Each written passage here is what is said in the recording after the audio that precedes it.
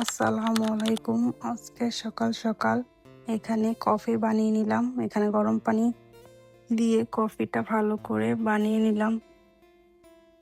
তারপর এখানে আমি দেখছিলাম যে চিনি হয়েছে নাকি, এখানে দিয়ে দিলাম আয়নের বাবাকে। আয়নের বাবা নাস্তা করছিল। তারপরে এখানে আমাদের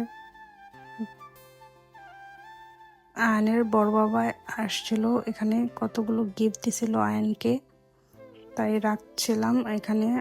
এটা একটা বিদেশি ফল অ্যাভোকাডোটা স্বাদটা অন্যরকম লাগছিল। পরে আমি এখানে কাপড় ধুতে, এখানে আয়নের বাবার কতগুলো কাপড় ছিল, আমি কাপড়গুলো ধুয়ে নেব। এখানে কাপড়গুলো ভিজিয়ে নিচ্ছিলাম সুন্দরভাবে। ভেজানো শেষে আমি কাপড়গুলো ভালো করে, দুপুরবেলা রান্না করছিলাম আর আইসক্রিম খাচ্ছিলাম, অনেক মজা লাগছিল। এখানে রান্না বসাইছি আর আইসক্রিম খাচ্ছিলাম। এখানে আয়নের বাবা আবার কতগুলো ফল আর কিছু আনছিল, আমি আবার এগুলো ঢেলে রাখছিলাম।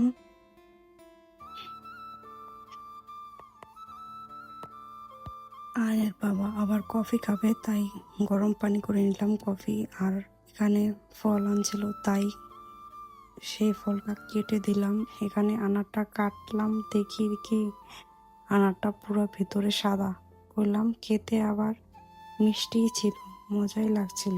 এখানে খেয়ে নিলাম আনারগুলো। আজকে আবার কতগুলো আমচত্তা বানাবো, তাই এখানে আমচত্তা বানানোর জন্য সব কিছু রেডি করে নিলাম। এখানে তেল দিয়ে ব্রাশ করে নিলাম। তেলটা ভালো করে ব্রাশ করে নিলে আমচত্তাটা ইজিলি এসে পড়ে। এখানে আমচত্তাটি ভালো করে ব্লেন্ড করে নিচ্ছি।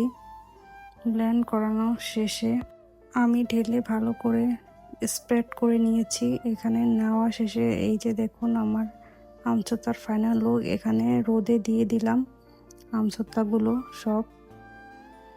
তারপরে সন্ধ্যাবেলা এখানে আবার মুড়ি খাচ্ছিলাম।